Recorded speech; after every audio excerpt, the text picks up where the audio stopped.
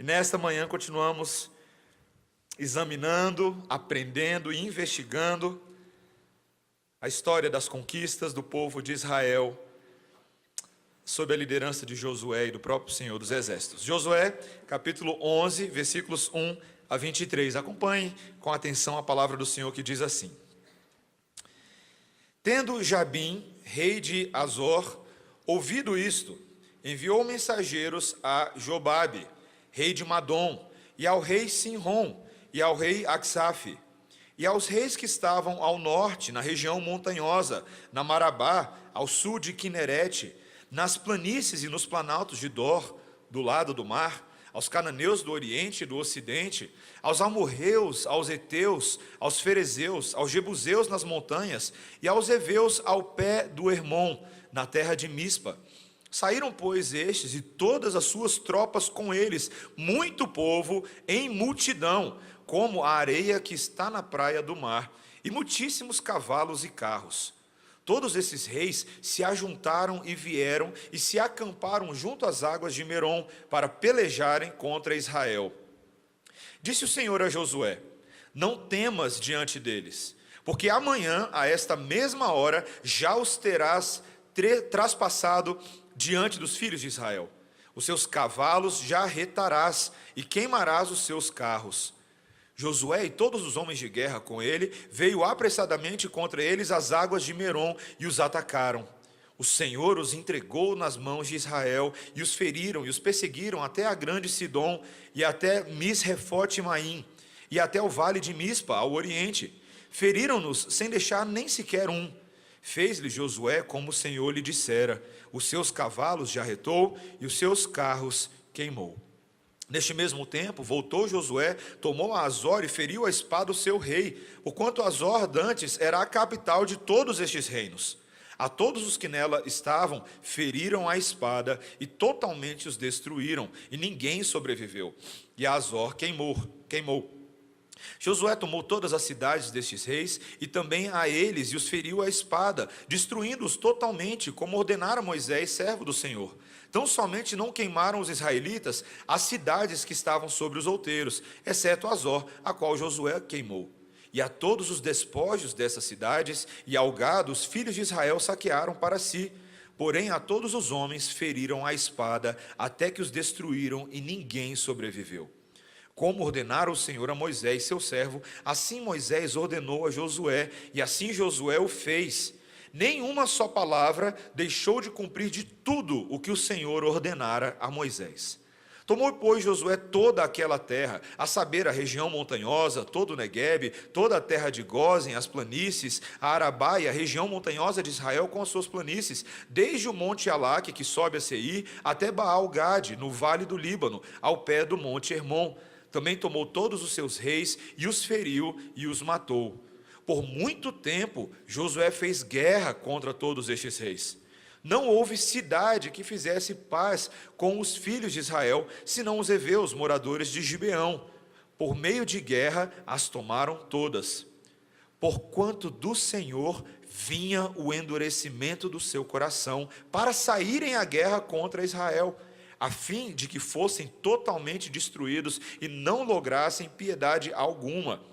Antes fossem de todo destruídos, como o Senhor tinha ordenado a Moisés. Naquele tempo veio Josué e eliminou os anaquins da região montanhosa de Hebrom, de Debir, de Anabe, e de todas as montanhas de Judá e de todas as montanhas de Israel.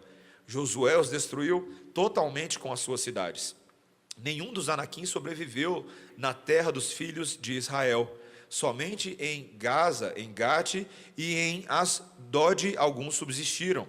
Assim também tomou Josué toda esta terra, segundo tudo que o Senhor tinha dito a Moisés, e Josué a deu em herança aos filhos de Israel, conforme as suas divisões e tribos, e a terra repousou da guerra. Esta é a palavra do Senhor. Vamos orar, irmãos. Senhor Deus, nós, nesta manhã gloriosa, dia do Senhor, para culto solene, para celebração da cruz de Cristo, é dia em que podemos, a partir do Antigo Testamento, ouvir o doce evangelho da cruz. podemos nos lembrar que todas as escrituras apontam para Jesus. Não há uma única vírgula, um único ponto neste texto que não tenha Cristo como a sua culminação e seu ápice. Ajuda-nos, ó Pai, a enxergar tais verdades nesse texto. É o que te pedimos, em nome de Jesus. Amém. Meus irmãos, robótica é algo fascinante. A sua casa de hoje, ela pode ser exatamente a imagem que alguns dos antigos, há 30, 40 anos atrás, poderiam ter de uma casa do futuro, graças a robôs mais e mais comuns nos lares e a preços cada vez mais acessíveis. Eu lembro quando eu tive a oportunidade de voltar aos Estados Unidos em 2016 para revisitar meu seminário, visitar os meus amigos, e tive a oportunidade de ir na casa do diretor do seminário. E qual foi a minha surpresa quando eu e minha esposa entramos na casa dele e ele começou a conversar com a sala. Eu achei que ele estava ficando doido, eu olhei para o lado, olhei para o outro, mas ele estava conversando com um dispositivozinho da Amazon, que regulava toda a casa dele. Acendia a luz, fechava a porta, ligava o fogão, abria a geladeira. Hoje existem robôs domésticos que são capazes de desempenhar múltiplas funções, como fazer segurança da casa, fazer ligações, tirar fotos, anotar recados, cumprir as mais variadas tarefas que você precisar. Faz a gente lembrar a Rose. Lembra da Rose, a robozinha dos Jetsons? Lembra? Que andava pela casa, limpando tudo. E esse desenvolvimento de tecnologias robóticas, engenhocas maravilhosas, sempre esteve ligada à ideia de se superar as limitações humanas. Lembro quando foi notícia aquele robô criado para ser capaz de derrotar o melhor jogador de xadrez do mundo. E ele foi bem sucedido, ele conseguiu fazer isso. Aqueles filmes como Eu, Robô mostram um futuro onde a criação de tropas de máquinas com avançada inteligência artificial seria capaz de superar os exércitos humanos e inverter a relação de poder neste mundo. Um mundo governado pela tecnologia, a criatura superando o seu Criador. Mas esquecendo um pouco dessa ficção toda, fato é, meus irmãos, que os homens deste mundo gostam das suas engenhocas. Eles gostam das suas tecnologias, dos seus dispositivos e das suas, talvez, avançadas armas de guerra, para provar que podem viver neste mundo suficientemente supridos, seguros, sem a ideia de um Deus da religião. O Deus que eles precisam é tão somente a sua própria criação. Não percebem que a sua própria capacidade de utilizar a criatividade para produzir esses recursos é em si uma dádiva de Deus, que foi Ele mesmo que os criou desta forma, o grande engenheiro de todas as coisas, e que o Senhor dadivoso, Senhor de terra e céu, não permitirá ser descartado ou vencido pelas suas criações inferiores. Meus irmãos, esse texto de hoje, ele nos ensina a não depositarmos a nossa confiança em carruagens e cavalos, mas no Senhor dos exércitos, que reina sobre tudo e sobre todos. E nós vamos aprender isso de 3 formas essa manhã. Primeiro, que as engenhocas humanas não são párias para Yahvé. Essa é a primeira grande verdade desse texto. Em segundo lugar, que até mesmo os mais tenebrosos gigantes não subsistem ao grandioso Senhor. E em terceiro lugar, que a providência divina é tão misteriosa que ela governa sobre as próprias ações dos inimigos. Essas são as 3 coisas que nós vamos aprender agora pela manhã. Em primeiro lugar, vejamos a partir do versículo 1, veja comigo de que maneira as engenhocas humanas não são párias para Yahvé. O texto nos diz: tendo Jabim, rei de Azor, ouvido isso, enviou mensageiros a Jobabe, rei de Madom, e ao rei Sinrom, e ao rei Aczaf, e aos reis que estavam ao norte, na região montanhosa. Lembrando o nosso contexto, da última vez que estávamos em Josué, vimos a esmagadora vitória dos israelitas sobre os reinos do sul. Todos aqueles reis que, se sentindo traídos pelos gibeonitas, se juntaram contra Israel, mas foram humilhados. E aquela foi a sessão das campanhas do sul. Agora Israel se volta para o norte. A fama de Josué chega aos ouvidos do rei de Azor. Seu nome é Jabim. Alguns comentaristas não sabem dizer se esse é de fato o nome dele ou se é um título dado a este rei específico, por causa do que se fala lá em Juízes capítulo 4, versículo 2. Mas fato é, meus irmãos, que há agora uma nova convocação de reis. E dessa vez os números são ainda mais assustadores. O texto passa a listar vários reis e povos que são chamados. O povo de Arabá, ao sul de Quinerete, como você pode ver no versículo 2. O pessoal das planícies, dos planaltos de Dor, do lado do mar. Os cananeus do oriente, do ocidente. Os amorreus, os heteus, os ferezeus, jebuseus, os heveus, da terra de Mispa. E todos estes se ajuntaram e saíram. Um povo gigantesco, uma multidão a perder de vista, de forma que o texto nos diz que essas tropas, esse povo, essa grande multidão, era como a areia que está na praia do mar. Você já tentou contar os grãos de areia quando você vai para a praia? Não dá, né? Só dá para brincar com eles. Meus irmãos, essa linguagem, ela é muito interessante, porque ela evoca uma contraposição das próprias promessas de Deus que Israel possuía no seu coração, mas que haviam sido dadas a Abraão em primeiro lugar. Lá em Gênesis 15, quando Deus alcança Abraão e sua família, e em conversa com ele, Deus lhe garante que a sua descendência seria tão numerosa, ou mais numerosa do que as estrelas do céu. Você lembra disso?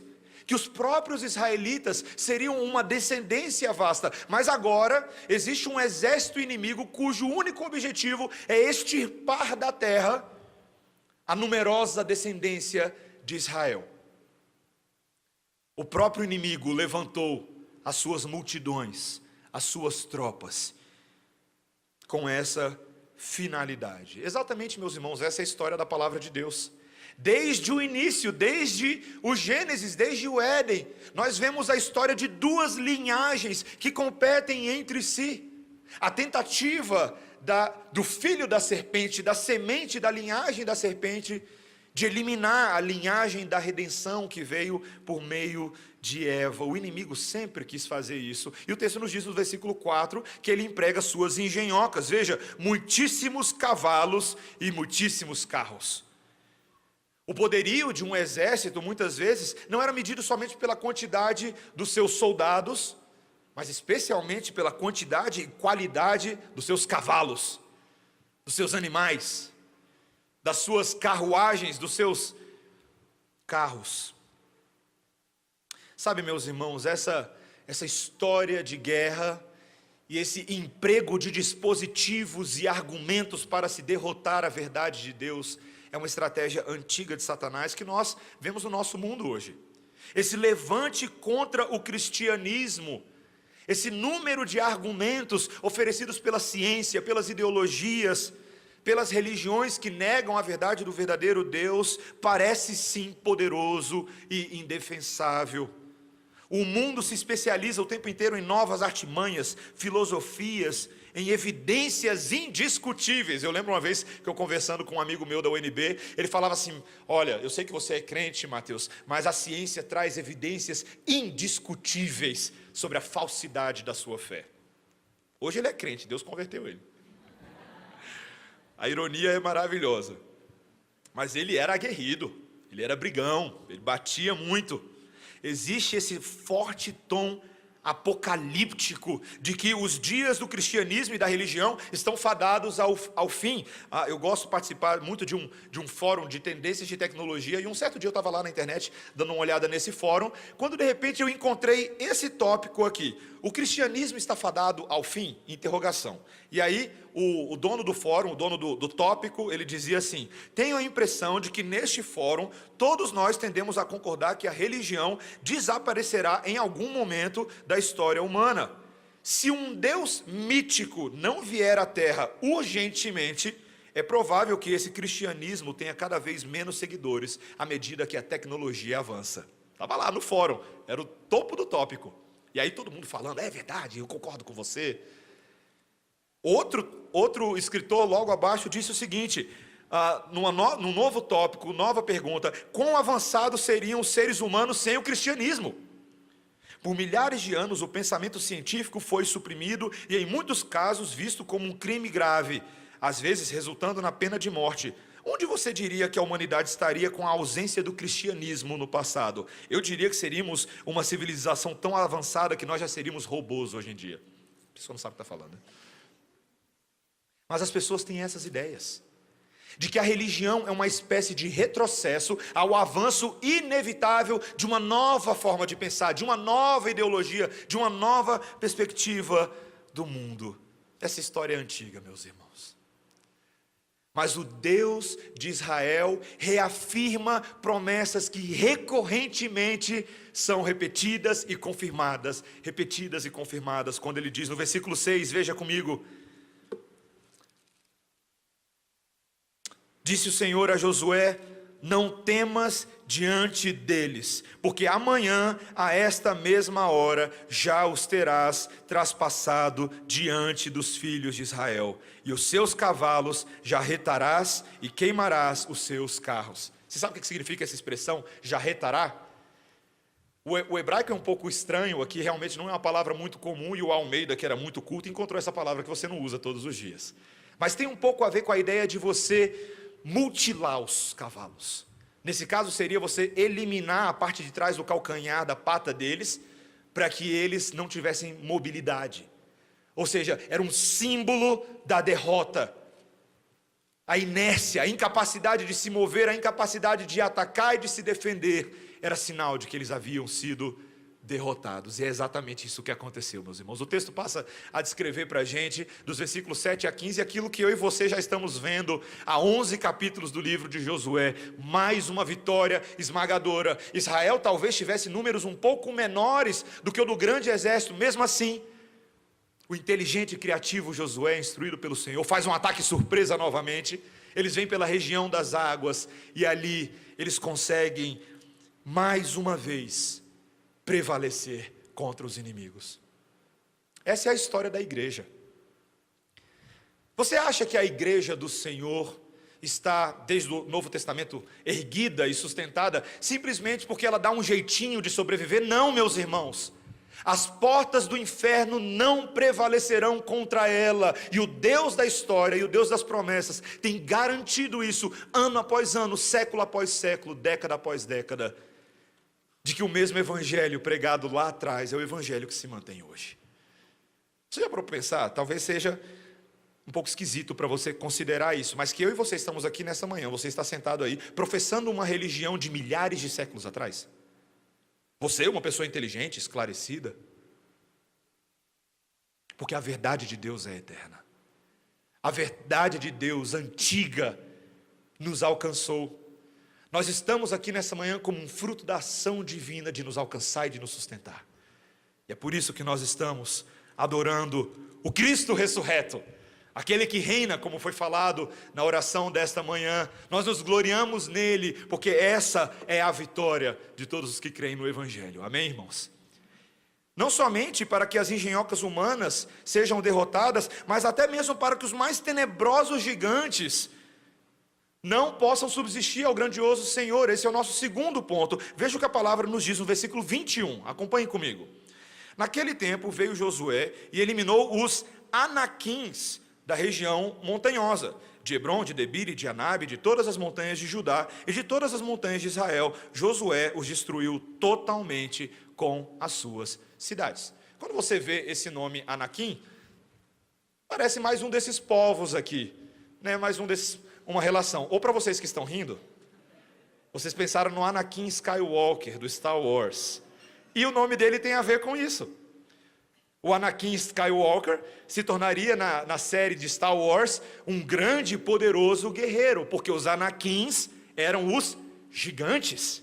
Talvez você não lembre disso, mas lá no livro de Números, capítulo 13 e capítulo 14, quando Moisés envia os espias para espiar a terra, eles voltaram morrendo de medo, porque pela primeira vez na vida, aqueles homens viram homens acima de uma estatura mediana, muito acima. Eu não estou falando de jogador de basquete, não estou falando assim de um Shaquille O'Neal, alguma coisa, não, eu estou falando de gente grande, Gente alta. Alguns historiadores estimam que os anaquins aqui seriam talvez, é uma especulação, os antecedentes, os antepassados dos próprios altos filisteus que vieram depois, como Golias. Homens que tinham por aí entre 3 metros de altura, 3,5. Gente alta. Imagina, você caminhando na rua, de repente passa uma pessoa 3 metros de altura do seu lado. Você acha que é um bonecão do posto, né? Bonecão de Olinda, né? Carnaval fora de época, né? Assustador, eles nunca tinham visto nada desse tipo. E meus irmãos, de repente aparece esse tipo de informação na Bíblia. Coisa estranha, coisa diferente, mas coisa certamente assustadora. Historicamente, os anaquins tinham sido causa de terror no coração de muitos israelitas. Muitos haviam duvidado, os próprios espias, lembram? 10 haviam sido enviados e 8 deles acharam que a terra não poderia ser conquistada. Apenas 2 creram no Senhor e no seu poder. Então, o que está acontecendo aqui, meus irmãos, é altamente significativo. Essa raça de gigantes, que fez com que os espias se sentissem como gafanhotos, Números 13 e 33, foi derrotada por Josué e por Israel. A vitória que parecia impossível, eu e você conhecemos muitas narrativas na Bíblia, diz vitórias que pareciam impossíveis.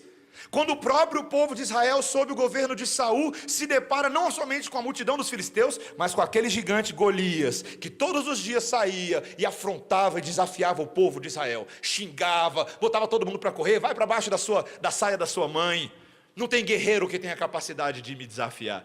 Até que o pequeno, em relação a Golias, pequeno Davi, se voluntaria. Eu fico imaginando Saul coçando a cabeça, olhando para Davi, tenta colocar a armadura nele aí, vamos ver o que dá. O menino não entra, o menino se perde dentro da armadura como se fosse um buraco negro lá dentro. Mas lá vai o pequeno Davi, que aos olhos dos homens era pequeno, mas por causa do seu grande e maravilhoso Deus, era poderoso em obras. Já havia provado isso, derrotando animais, e agora ele derrotaria mais um animal babão. Lá vai o pequeno Davi, com a estratégia tão somente do Senhor, e derrota Golias. É muito comum, quando eu e você ouvimos textos assim, ou de Davi e Golias, a gente partir para a seguinte aplicação. Você ouve muita gente falando, derrote os gigantes da sua vida, não é? Seja como Davi, o gigante do desemprego, o gigante, né? Você já ouviu isso antes. Nós temos que ter cuidado. Ter cuidado para não transformar eventos históricos em aplicações diretas a nós, como se eu e você fôssemos o Davi, todo mundo é Golias ao nosso redor, e eu vou prevalecer e cortar a cabeça de todo mundo. Não é assim que funciona. Ao mesmo tempo, nós não podemos deixar de reconhecer princípios espirituais de que Golias ou os anaquins são uma representação espiritual de fato de situações que parecem tão gigantescas e tão monstruosas que a nós cristãos parece difícil. Na nossa luta contra o nosso verdadeiro inimigo, contra o pecado, contra as trevas, contra Satanás, eu e você nos sentimos amuados. A nossa constante queda diante da escravidão do pecado, dia após dia, aqueles hábitos pecaminosos arraigados em nós, o volume de conflitos que nos cerca. Eu estava conversando com irmãos que vivem em contextos familiares onde briga o tempo inteiro, briga o dia inteiro, discussão, troca de farpas, dedo no olho. A desobediência contumaz daqueles que já ouviram a repreensão, mesmo assim teimam em continuar em caminhos tortos. E às vezes, meus irmãos, a simples aparente coincidência de situações negativas que desabam sobre nós num curtíssimo espaço de tempo. Eu lembro, é uma história conhecida de alguns irmãos, mas eu tinha um carro que os meus pais tinham me dado quando eu tinha 18 anos de idade. Aí eu bati esse carro, fiquei triste, mas eu bati por culpa minha. Eu pesquei no volante, estava cansado e dormi no volante. O carro, fiquei 1 mês e meio sem o carro. Aí, passado um tempo, quando eu peguei o carro de volta, 2 dias depois eu bati de novo. E aí nessas horas você para, você começa a chorar e fica, por quê? O que eu fiz? E de repente, simplesmente, meus irmãos, a providência do Senhor permite esse tipo de coisa. Coisas que parecem gigantes demais. Sabe, meus irmãos, todas as vezes que eu e você nos lembrarmos dos aparentes obstáculos e desafios desse mundo, nós devemos nos lembrar que o nosso Messias, nosso Senhor Jesus Cristo, enfrentou na cruz do Calvário um gigante que nenhum de nós teria condições de enfrentar. E não é Golias, mas é o peso do pecado dos eleitos sobre os seus ombros. E ele carregou sobre si o nosso pecado. E ele foi vitorioso. Para que nele, eu e você possamos andar em novidade de vida. Uma vida nova, de santificação, de novo propósito diante do Senhor. Como verdadeiras novas criaturas. Que ainda que reconheçam que nesse mundo existem muitos gigantes do pecado e das trevas, eu e você fomos chamados para morrer todos os dias. Morremos uma vez por todas nele, mas morremos também para nós mesmos, para que Cristo seja refeito em nós, mortificando o pecado e a carne e vivificando o Espírito para Cristo. Essa é a teologia do apóstolo Paulo. O morrer estava no seu corpo, as marcas de Cristo estavam sobre ele. Sabe, meus irmãos, tem momentos que eu e você seremos de tal forma confrontados que nós achamos que a nossa própria situação de graça, a nossa própria salvação está ameaçada. E os nossos pais da igreja, os nossos reformadores no século XVI, reconheceram isso e colocaram um capítulo na Confissão de Fé de Westminster que trata tão somente de como nós devemos reagir numa situação dessa. Veja o que a Confissão de Fé de Westminster, no capítulo sobre a certeza da salvação, diz, no 4º parágrafo. Preste bastante atenção. Por diversos modos, podem os crentes ter a sua segurança da salvação abalada, diminuída e interrompida, negligenciando a conservação dela, caindo em algum pecado especial que fira a consciência e entristeça o Espírito Santo, cedendo a fortes e repentinas tentações, e assim retirando Deus a luz do seu rosto e permitindo que andemos em trevas e não tenhamos oportunamente luz, mesmo os que temem. Eu e você experimentamos isso às vezes. Contudo, nós, os crentes, nunca ficam inteiramente privados daquela semente de Deus e da vida da fé, daquele amor a Cristo e aos irmãos, daquela sinceridade de coração e consciência do dever. Dessas bênçãos, a certeza de salvação poderá no tempo próprio ser restaurada pela operação do Espírito. E por meio delas são, no entanto, suportados para não caírem no desespero absoluto. Meus irmãos, tem hora que eu e você achamos que estamos no mais completo desespero, como Jó, que teve tudo removido da sua vida. Mas sabe o que Jó encontrou no momento de maior privação da sua saúde, dos seus bens, da sua família? Ele encontrou a Deus. Nu vim ao mundo, nu voltarei, bendito seja o nome do Senhor. Ele é o nosso sustento diante dos gigantes. Ainda que venhamos a perder tudo por amor do Senhor, ainda temos aquele que é maior do que todas as aflições deste mundo. Temos um gigante do nosso lado. Meus irmãos, o Senhor derrota as engenhocas dos homens, os gigantes das trevas. E esse texto, por último lugar, nos fala de algo ainda mais misterioso. De que a providência divina governa sobre as próprias ações dos inimigos. Veja o versículo 16 comigo.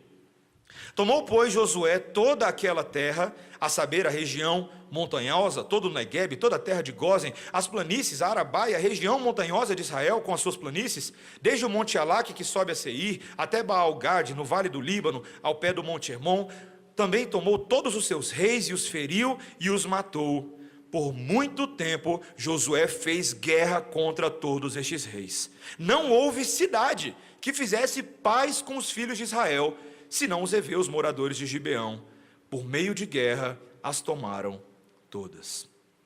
Essa é uma situação estranha, irmãos.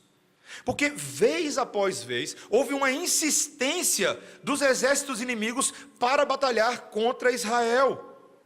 Agora, cá para nós. Você está vendo a história de Israel todinha. Será que essa não é uma estratégia tola? Não é uma teimosia? A reputação dos hebreus falava por si própria. Será que esses cananeus estavam movidos por tamanha obstinação e cegueira e uma arrogância tremenda? A gente não vai perder de 7-1, a gente vai virar esse negócio. Qual que era o lance aqui? Não seria mais fácil, não seria até mais óbvio um tratado de paz como os gibeonitas haviam feito antes? Mas o texto nos diz que eles não paravam. Eles não desistiam até serem eliminados da face da terra. O que está acontecendo? Eis aqui, meus irmãos, que um versículo crucial aparece, que é o versículo 20.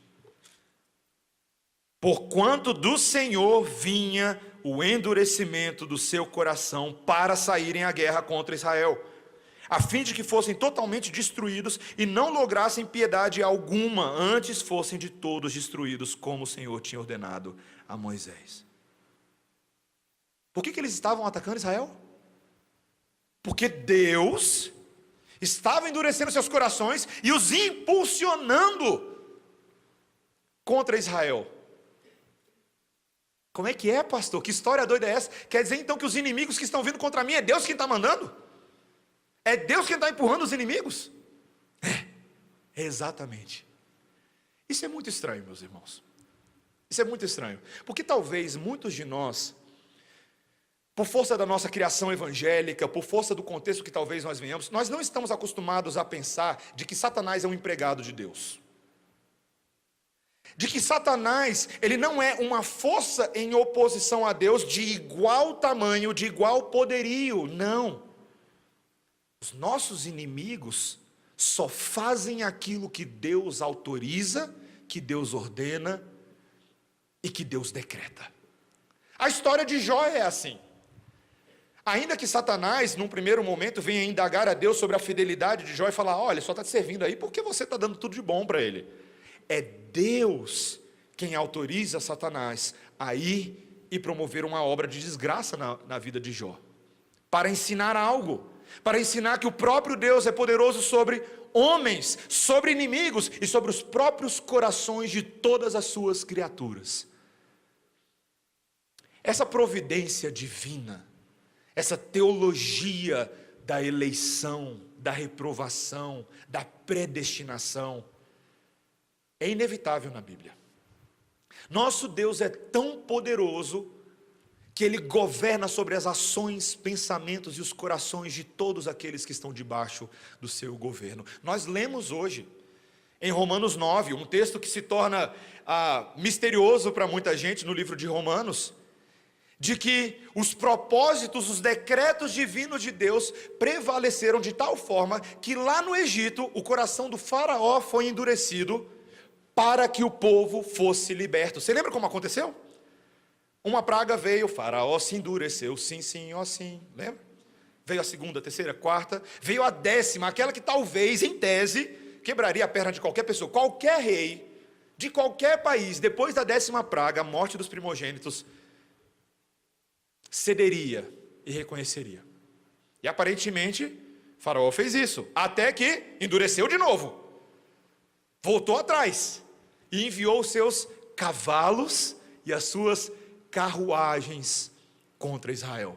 Israel parece ficar acuado num beco ali, com o mar atrás, com o mar na frente, o exército atrás, mas o poderoso Deus leva Moisés a abrir o mar. Eles atravessam o mar, mas lá vem os cavalinhos, lá vem as carruagens, o povo atravessa, e os exércitos de Faraó são afogados.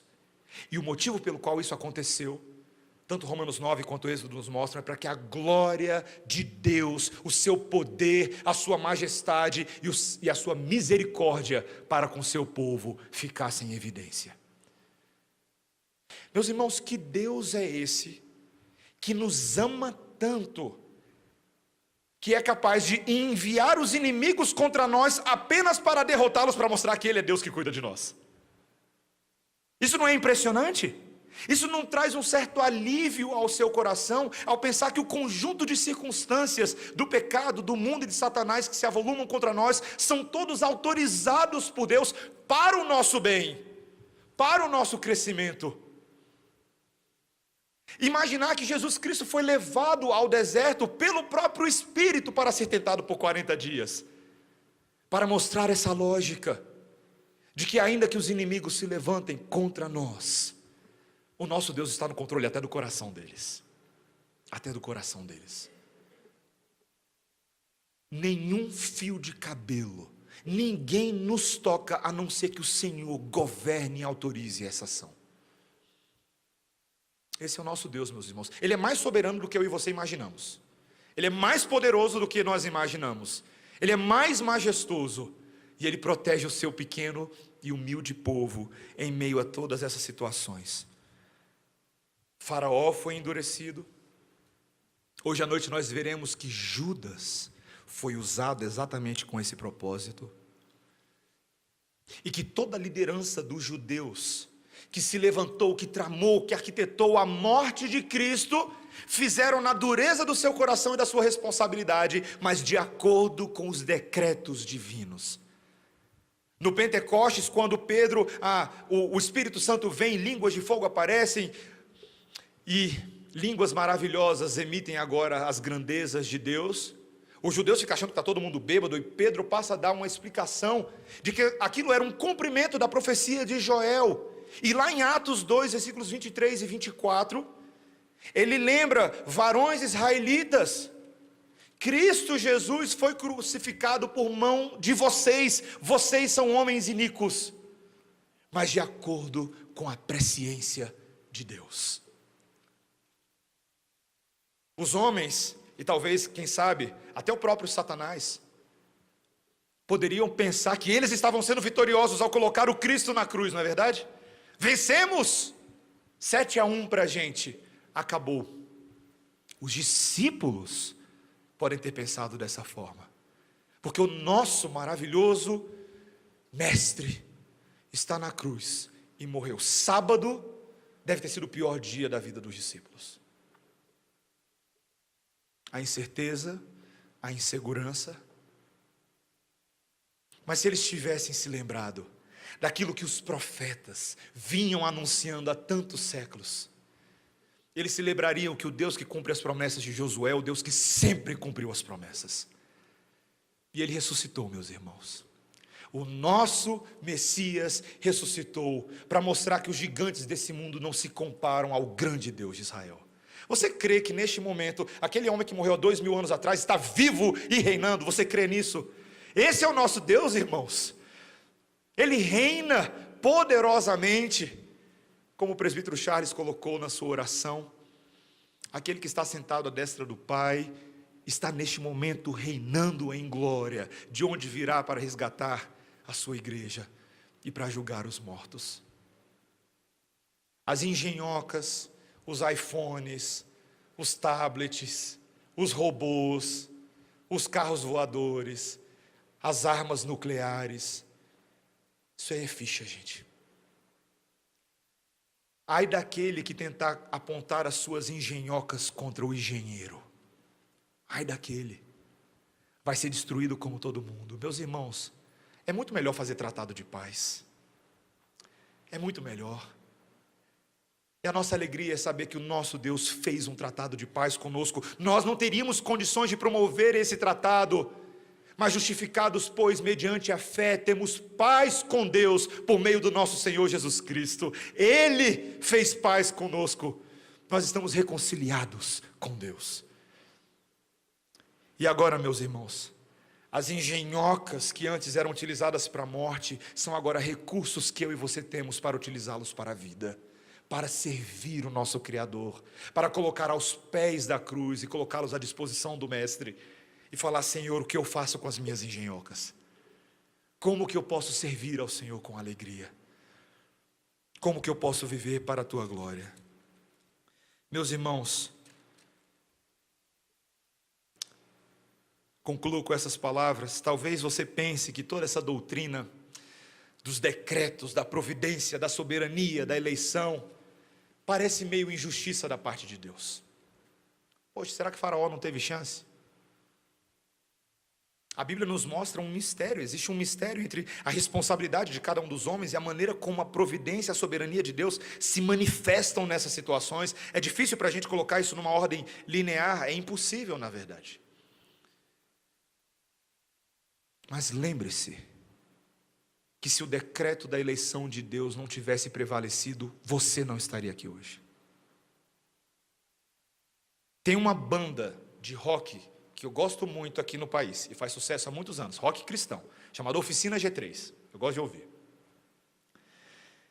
Eles têm muitas músicas boas, e uma música deles, uma das músicas que eu mais gosto, ela diz: Te escolhi. Vou ler um pedacinho para vocês. Ela fala assim: Você já me procurou, por muitas vezes tentou, como um cego na multidão, que procura o seu caminho, mas sozinho nada encontra. Aí no refrão ele vira e fala assim: Te escolhi, te busquei, sempre ao seu lado eu caminhei, eu sofri por você, na cruz provei o meu amor. Foi Ele que fez, meus irmãos.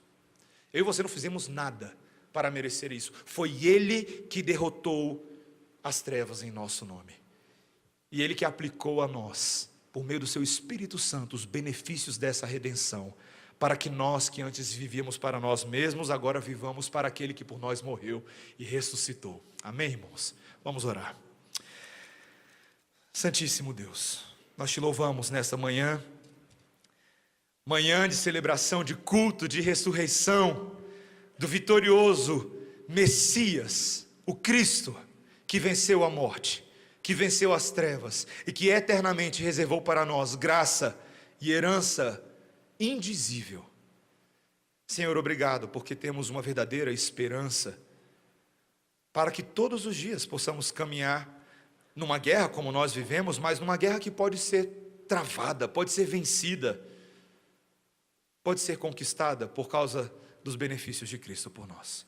Senhor, ajuda-nos a fazer uso desses recursos da graça, das engenhocas do Senhor, dos meios que Ele nos tem dado todas as semanas para servi-lo, da pregação da palavra, dos sacramentos, da igreja, Senhor. Nós te louvamos pelo Teu próprio Espírito dentro de nós, que nos constrange e nos vivifica para a vida. Dá-nos, Senhor, coragem para fazer uso diligente desses meios de graça. É o que nós te pedimos em nome de Jesus. Amém. Amém. Irmãos, vamos ficar... Perdão. Foi reflexo. Antes de nós cantarmos, nós teremos hoje 2 batismos infantis. Um agora pela manhã...